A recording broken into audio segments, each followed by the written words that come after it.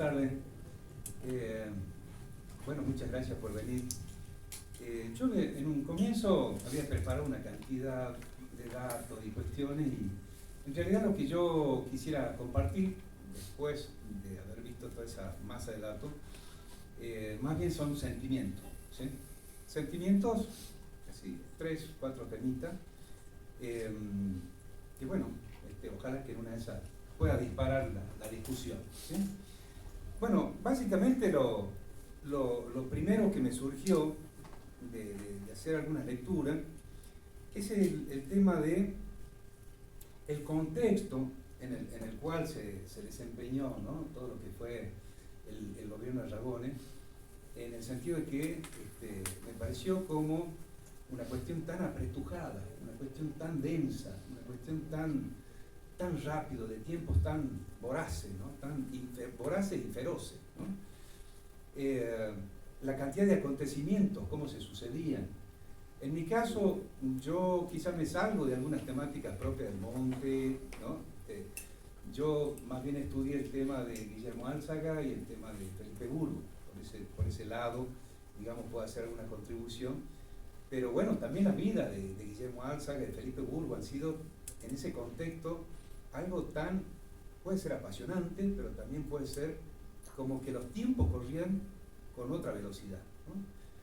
Yo me pongo a comparar, no sé, el gobierno de Ragones, que duró 18 meses, ¿sí?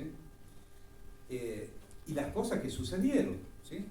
Qué sé yo, cuando uno compara, no sé, por decir, y no quisiera que se interprete en tono de burla, pero el tema, el gobierno de Gustavo Sáenz lleva 6 años, 4 meses, 20 días.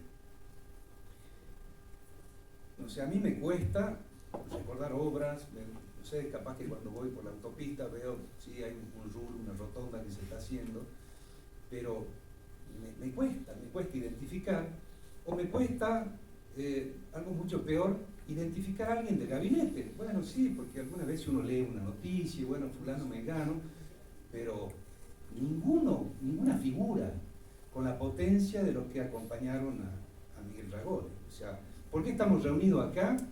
Por un gobierno que duró 18 meses, ¿sí? ¿Por qué hablamos de Felipe Burgos, de Guillermo Álzaga, de un montón de compañeros que pasaron a la historia? Y pasaron a la historia con su ejemplo, su trabajo, su vocación. También me llamó la atención, nosotros por ahí vemos no sé, en el caso mío, a Miguel Ragones, quizás con una figura de un patriarca, y murió y fue asesinado con 55 años, ¿sí? Y si uno repasa, Felipe Burgos tenía 41 años, Guillermo Álzaga tenía 40 años, Luis Eduardo Rizo Patrón, 41 años, Rubén Fortuny, 40 años. O sea, eran jóvenes, ¿no? Jóvenes. Pero esa es la primera impresión que me da, ¿no? Esta cuestión de dar un vistazo hacia la historia del gobierno de Miguel Ragones. Nos pongamos a pensar que el primer año del gobierno de Miguel Ragones, el 73, hubieron 4 presidentes de la nación, 4 presidentes. O sea, si tomamos a Lanusse, si tomamos todo el periodo de Ragones, 5 presidentes. O sea, partimos de Lanusse y 4 presidentes peronistas. O sea, ahí nomás ya nos da una pauta de la densidad política de esos tiempos. En el año 73 hubieron 2 elecciones nacionales. ¿Se imaginan? Las campañas, los movimientos, las discusiones. Después también, si uno le suma todo eso, bueno, decía el tema de la rapidez de los tiempos, ¿no? El gobierno de Cámpora, 49 días. El gobierno de Raúl Lastiri, 91 días. Perón estuvo 8 meses, 19 días. María Estela Martínez Perón, 1 año, 8 meses. Pero a su vez, solamente en el primer año de Ragones, se sucedieron una cantidad de acontecimientos impresionantes. El asesinato de Rubén Fortuny, la toma de la CGT Regional Salta, el golpe de Estado por parte de Augusto Pinochet, que uno dice, bueno, ¿qué tiene que ver? No, también causó conmoción porque hubo una cantidad de exiliados chilenos que escapaban y los recibía también acá Miguel Ragones en su oficina. cosa que le causó una cantidad de problemas enormes. Los intentos de golpe al gobierno de Aragón. Y, sí, claro. El tema del asesinato de José Ignacio Rucci, ¿no? En septiembre del 73, la toma de la Casa de Gobierno el 26 de septiembre del 73, ya pasando al 74, el copamiento de la Unidad Militar Azul, el fallecimiento de Perón y la intervención de los tres poderes en la provincia, que lo instaló Alejandro Pedrillo. O sea, una cantidad de hechos impresionantes, ¿no? Entonces, lo primero que me surge es eso, la densidad de los tiempos y la densidad de los personajes. Y en cierta forma yo lo que quisiera, y esa va a ser un poco la conclusión de lo que yo estoy adelantando algo, pero es rescatar la memoria de esos personajes tan impresionantes, tan fuertes, ¿no? Y comparados con tiempos tan laxos, tan largos, tan chicle, de gobiernos que no dicen nada, de situaciones que no transmiten nada, no existen la nada misma, ¿no? Comparado con esos jóvenes que se fueron al frente con ideas tan fuertes, tan potentes. Con respecto al tema de esa idea potente, pero con la impotencia de poder concretarla, ¿no? Esa es una segunda idea que me vino en mente, es el tema de esos jóvenes tenían en su cabeza una idea impresionante. Imagínense, todo eso se cuajó en una publicación, una primera publicación, cuando se elabora el Plan Trienal para la Reconstrucción y la Liberación Nacional, 74-77. Este mismo documento partía de la plataforma política de Cámpora, ¿no? Y se hizo un documento a nivel de cada provincia. Y obviamente para hacer este documento existían los comandos tecnológicos que participaban una cantidad de técnicos y no se andaban con chiquitas. O sea, imagínense, por ejemplo, y acá me salgo de la cuestión rural, pero después voy a hablar de lo rural, pero el hecho de querer instalar un polo siderúrgico en Güemes, ¿sí? O sea, hay que tener aspiraciones, ¿no? Que para eso se hizo todo el tema de la expropiación de los recursos de Uchimé, que eran unos recursos, digamos, unos yacimientos ferruginosos que están en ese lugar. Pero ese era el nivel de las ideas.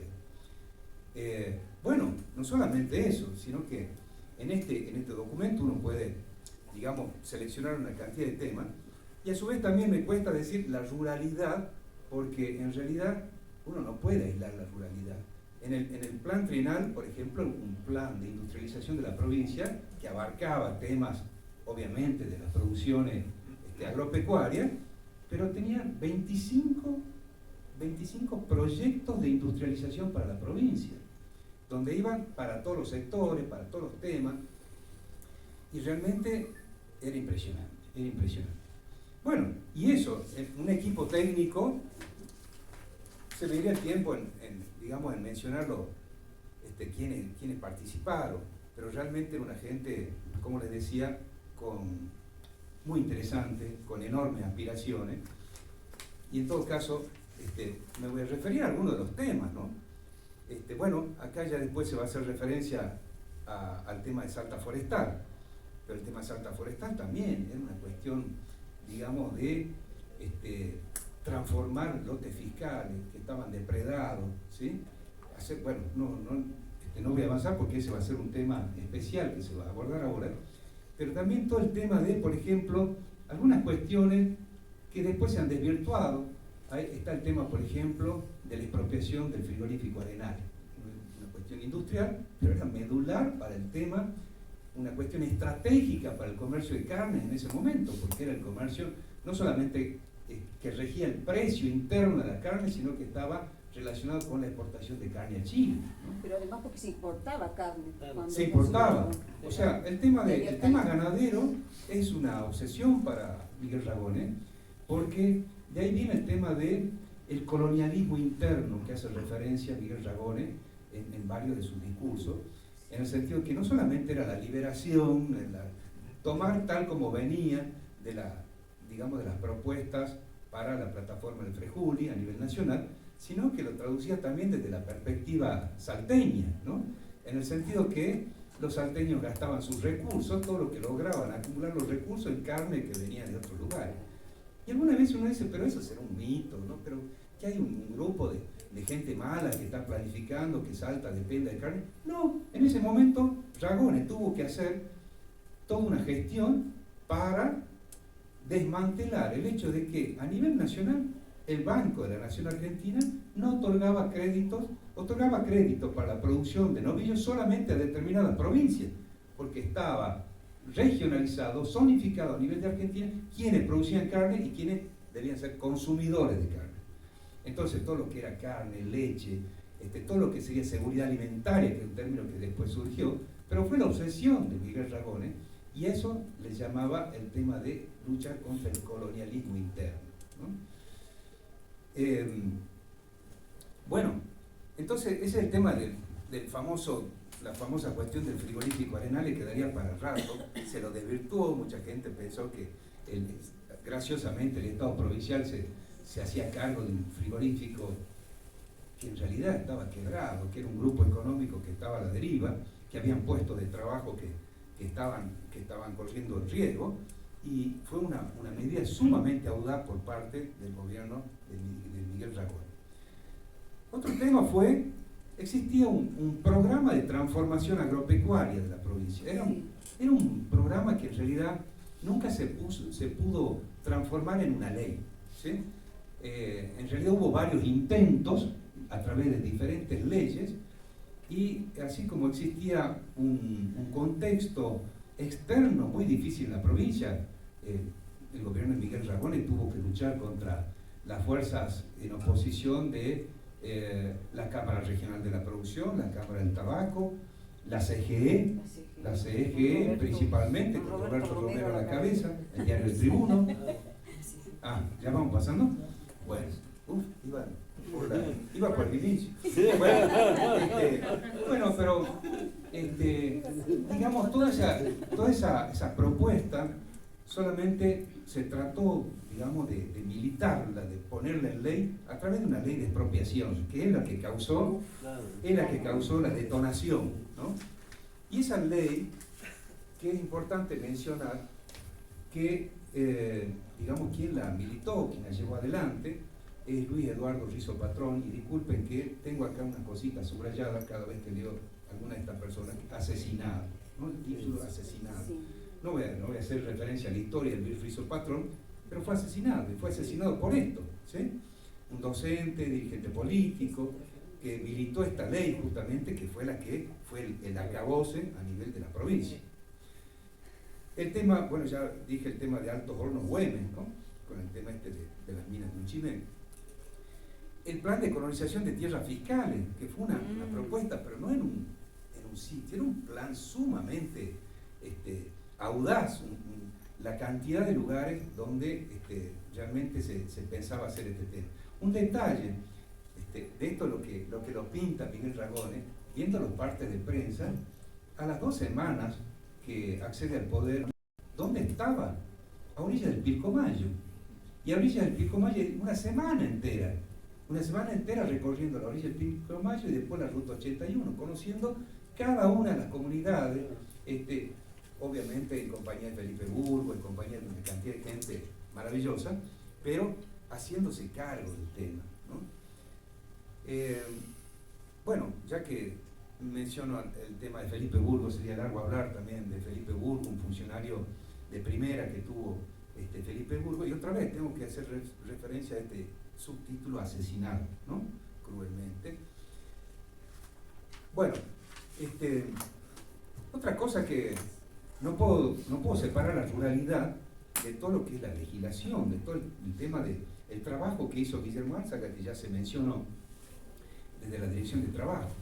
Pero Guillermo Álzaga, algunas cuestiones que movilizó, es el tema de tener delegados, por ejemplo, por municipio de la Dirección de Trabajo, una descentralización de la dirección, que fue algo muy interesante, las inspecciones permanentes, la creación de un padrón de empleadores de toda la provincia de Salta, la creación de juzgados de primera instancia del trabajo y de paz letrado en Orán y Metán, para que no se trasladen los trabajadores en el mismo pie de igualdad en diferentes puntos de la provincia.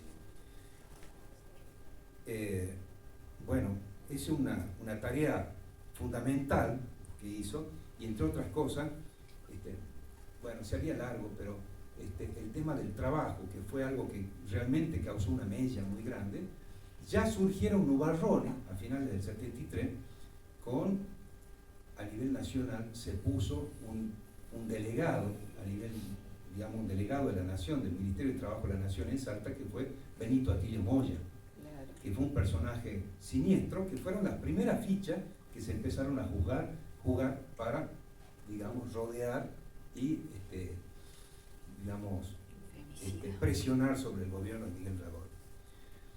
Bueno, ya dije, el plan de desarrollo industrial daría para largo. Bueno, el tema también de las trabas externas e internas en la labor legislativa, las divisiones a nivel parlamentario fue una situación durísima que impidió la sanción de muchísimas leyes. Y bueno, voy terminando.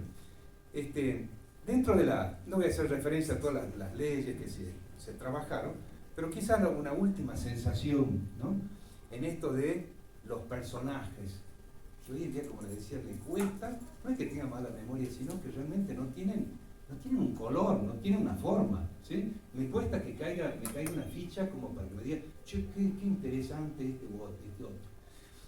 Sino que en ese momento los personajes han sido realmente gente que dejó una huella.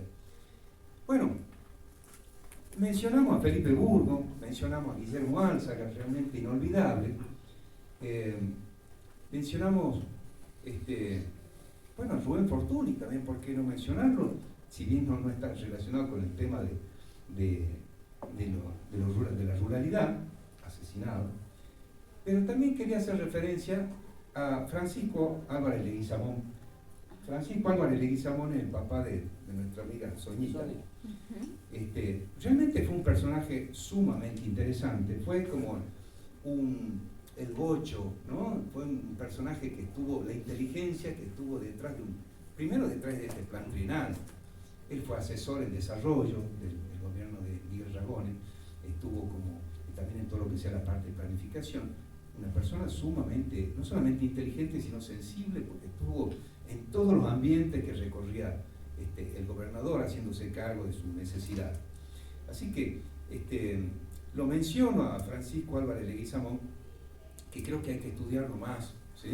Hay que recopilar un poco su trayectoria. Ayudó con la ley 7070 en la provincia. Ajá.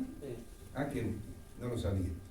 Y bueno, por último, yo no quiero, digamos, si bien Rubén Fortuny, bueno, hay toda una historia de por qué se lo menciona, por qué se lo nombra Rubén Fortuny, cuáles fueron las condiciones en las que desapareció, fue asesinado después de que tuvo que salir del gobierno en pleno centro de Salta, pero quería aunque sea, finalizar con una mención que hace Eduardo Galeano en Memoria del Fuego 3. Que miren, Eduardo Galeano se hizo eco de Rubén Fortuny, ¿sí? Es muy cortito, pero se lo menciono. Es un párrafo que se llama Los alegres colores del cambio, ¿no? Dice, como en un cuadro del venezolano Vargas, en la provincia argentina de Salta, los autos patrulleros de la policía fueron pintados de amarillo y naranja. En vez de sirena, llevaban música y en vez de presos llevaban niños. Los patrulleros andaban llenos de niños que iban y venían desde los ranchos lejanos a la escuela de la ciudad. Las celdas de castigo y las cámaras de tortura fueron demolidas. Desapareció la policía de los partidos de fútbol y de las manifestaciones obreras. Salieron en libertad los torturados y marcharon presos los torturadores. Oficiales especializados en romper huesos a martillazos. Los perros policiales, que habían sido el terror de la población, pasaron a dar funciones de acrobacia para divertir a los barrios pobres. Esto ocurrió hace un par de años, cuando Rubén Fortuny fue jefe de policía de Salta. Poco duró Fortuny. Mientras él hacía lo que hacía, otros hombres como él estaban cometiendo locuras parecidas en toda la Argentina y el país entero andaba eufórico y abrazador. Triste epílogo del gobierno peronista. Ha muerto Perón, que había recuperado el poder, y tras su muerte los verdugos vuelven a gozar de libertad y empleo. A Fortuny lo matan de un balazo a la altura del corazón.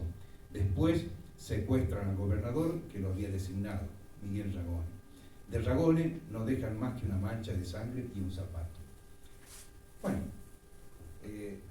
con esto concluyo, pero en esos sentimientos quería rescatar a esos personajes, a esos jóvenes, a esa gente que tuvo ideas, que tuvo sueños, que tuvo energía, fuerza, y que nos dejaron su memoria para que podamos rescatarla y podamos seguir adelante, y que la podamos hacer nuestra, a esa energía tan poderosa. Bueno, muchas gracias.